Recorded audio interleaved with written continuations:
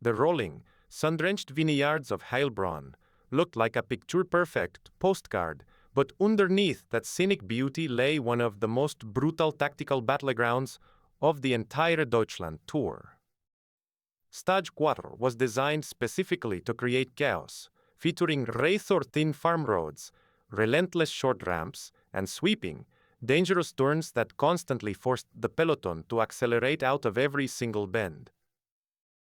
From the moment the neutral flag dropped, Team Visma Lisa bike made their aggressive intentions crystal clear. They didn't just come to ride a solid, they came to execute a coordinated, multi-rider ambush designed to completely isolate and break the race leader. Visma flooded the front of the main group, firing off relentless, alternating attacks to test the nerves and endurance of everyone behind them.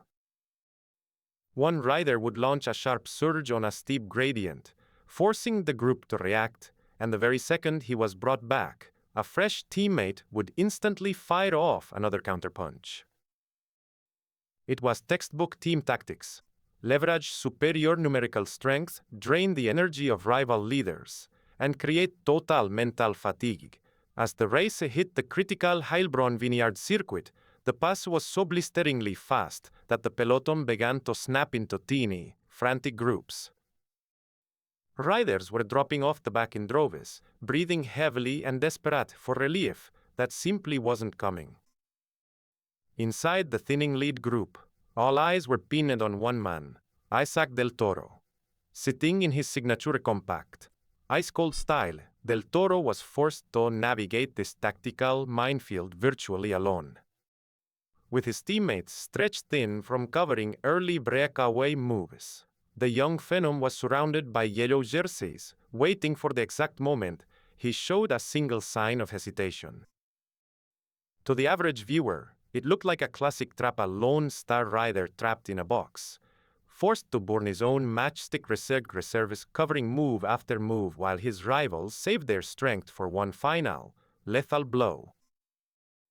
Visma's riders were exchanging quick glances, signaling that the trap was about to be sprung. As the road pitched upward into another double-digit gradient through the veins, Visma's top lieutenant launched an all-out effort, drawing out a small, dangerous gap. The crowd along the barriers erupted, sensing that the decisive break of the stage had finally landed. It was the exact moment where lesser riders panic, waste the precious energy sprinting too early, or sit back hoping someone else does the heavy lifting. Welcome back to the channel, cycling fans. If you live for high-octane racing, brilliant counter tactics, and mind-blowing mountain showdowns, you are in the right place. Today, we are diving deep into Stage 4 of the Deutschland Tour, where Isaac Del Toro delivered an absolute masterclass to silence Team Visma in the Heilbronn Hills. Drop a comment right now and let me know. Did you think Visma's team tactics were going to crush Del Toro on the stage? Hit that like button, subscribe, and let's jump straight into the action.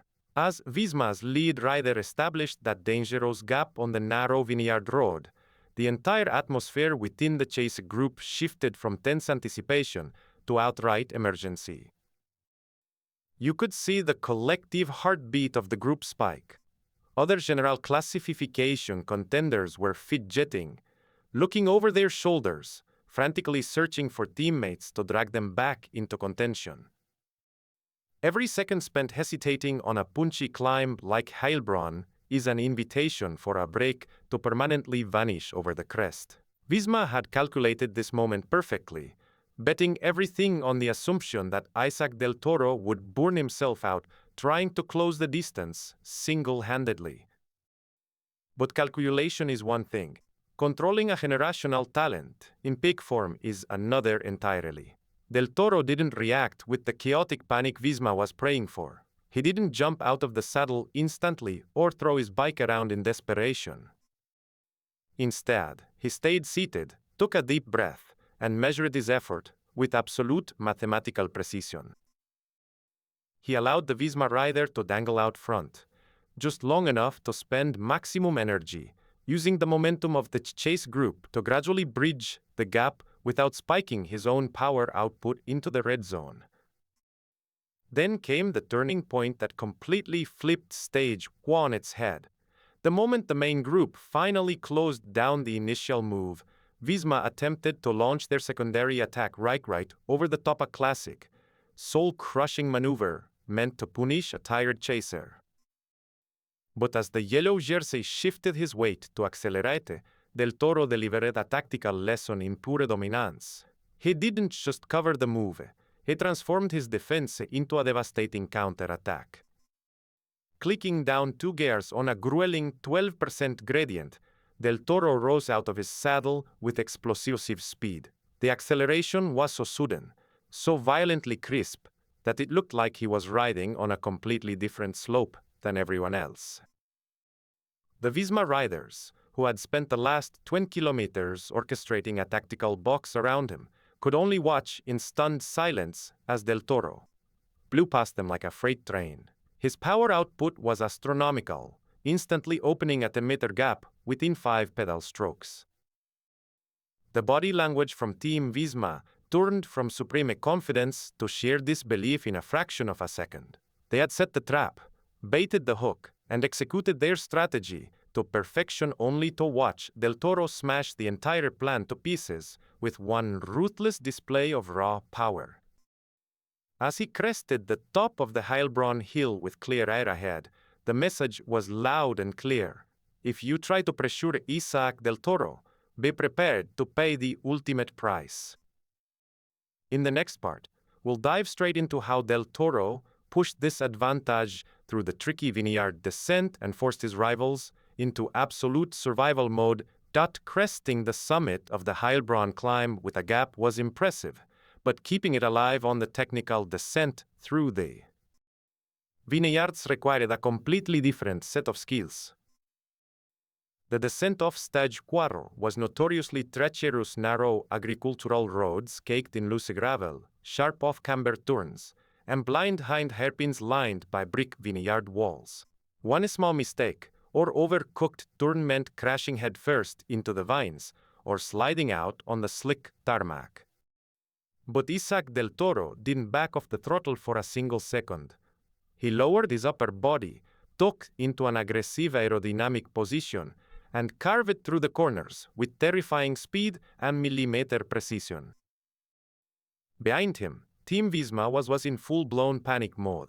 The numerical advantage they had carefully cultivated earlier in the stage had completely dissolved into frantic disarray. Their lead riders had to regroup on the fly, screaming at each other to form an organized chase line. But descending a tight, technical course in a group of exhausted riders is a nightmare scenario.